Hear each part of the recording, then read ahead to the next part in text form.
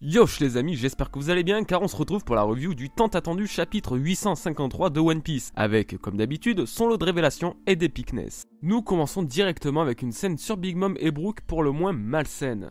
En effet, Brook n'est pas parvenu à prendre le dessus sur Big Mom, comme tout le monde le pensait. Ça reste normal, après tout, il s'est déjà battu comme un diable. Pour être le membre le plus sous-coté et le moins mis en avant des Mugiwara, nous pouvons être carrément fiers de lui. Alors quand je disais que la scène était malsaine, c'est simplement car Big Mom a neutralisé Brook et le contrôle tel un pantin. Elle le prend dans ses mains, lui caresse la tête, enfin bref, un véritable jouet le rendant totalement incapable d'agir. Pendant ce temps-là, les soldats de Big Mom inspectaient les affaires de Brook afin de voir s'il ne possédait aucune copie des poneglyphes. Et bien qu'il n'ait rien trouvé, Brook aurait-il pu cacher une de ses copies dans son crâne? Nous savons qu'il peut ouvrir sa boîte crânienne afin d'y déposer des objets de petite taille, et pas mal de personnes, suite à la sortie de ce chapitre, ont pensé à cette possibilité. Je dois dire que l'idée est vraiment intéressante, même si la copie d'un poneglyphe est quand même particulièrement imposante. Cependant, ça serait un véritable coup de maître de la part de Brook. Mais bref, nous avons quand même de sacrées révélations dans ce passage. Déjà, nous apprenons que Zeus et Prometheus, le soleil et le nuage qui accompagnent Big Mom, proviennent de sa propre âme, et donc sont particulièrement puissants, rendant les pouvoirs de Brook totalement inutiles. Ensuite, elle nous apprend que sa bicorne Napoléon, le chapeau qu'elle porte constamment, a lui aussi une capacité particulière. Pour l'instant, nous n'en savons pas plus. Personnellement, je pense que ce chapeau peut utiliser les épées présentes en arrière-plan, étant donné qu'on peut distinguer des sortes de bras. Big Mom aurait alors à la fois des pouvoirs élémentaires grâce à Zeus et Prometheus, et des capacités au corps à corps avec sa bicorne Napoléon, qui pourrait donc trancher ses adversaires. Mais ce n'est pas spécialement le plus intéressant. Big Mom nous a fait un petit speech comme quoi elle ne voudrait surtout pas que le Tamatebako et la copie du poneglyphe soient volés, au risque de voir son voyage sur Raftel compromis. Et que surtout, Goldie Roger l'avait déjà fait auparavant. Elle porte donc une véritable haine envers l'ancien roi des pirates. La capacité de ce dernier à entendre la voix de toute chose lui a donc permis la prouesse d'atteindre Raftel, et Big Mom ne compte pas laisser passer ça une seconde fois.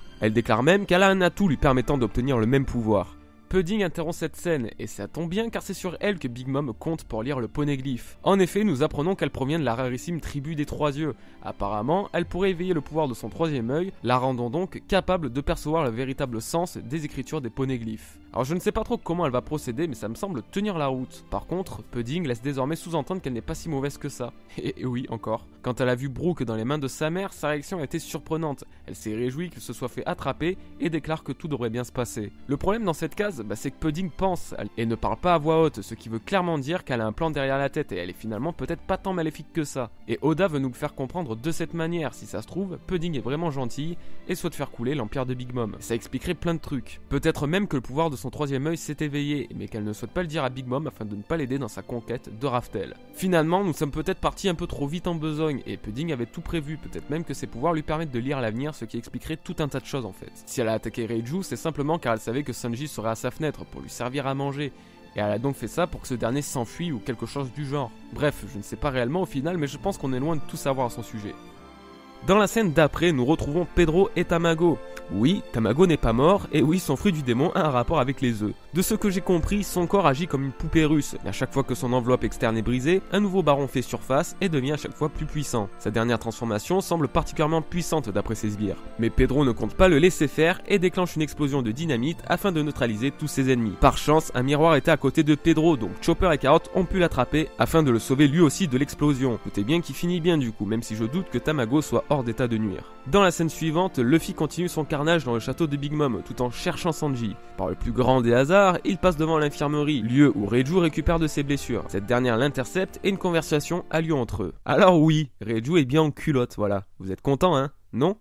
Ben moi oui en tout cas. Oui ça va, hein, je suis pas vraiment son frère, hein, j'ai le droit de fantasmer un peu. Non mais sans rire, j'ai trouvé la scène super touchante. Luffy est autant déterminé à sauver Sanji qu'il était pour sauver son frère Ace. Et même si c'est glauque, ben personnellement ça me fait plaisir de le voir se donner autant à fond. Bon c'est normal, hein, vous allez me dire, ça reste son Nakama. Mais je sais pas, il y avait une ambiance touchante dans cette fin de chapitre. Reiju aussi était ému de voir quelqu'un se préoccuper autant de son frère. Et quand on connaît leur passé, ben c'est vachement beau en fait. Quant à Sanji, ben lui n'est toujours pas décidé à revenir. Et c'est problématique car Luffy lui ne veut rien manger tant que ça vient pas de Sanji, ce qui finalement condamne Luffy à ne plus faire aucun combat jusqu'à la fin de l'arc. Bah oui, il n'a désormais plus assez d'énergie et on sait à quel point manger est important pour lui. S'il décide vraiment à jeûner, bah ça veut dire que c'est la fin de ses combats et par conséquent, nous n'aurons pas d'altercation avec Big Mom. Et là du coup, il est actuellement sous la pluie dans les ruines d'une maison à attendre que son Nakama lui apporte à manger. Je ne sais absolument pas comment il va faire, mais il est vraiment dans une mauvaise posture actuellement. Le chapitre se finit comme ça, personnellement je l'ai trouvé super intéressant, surtout avec la partie sur Big Mom et la voix de toute chose. Cette vidéo est donc à présent présent terminé les amis, je vous remercie du fond du cœur pour le soutien que vous m'apportez de jour en jour. J'ai vraiment la chance d'avoir une telle communauté,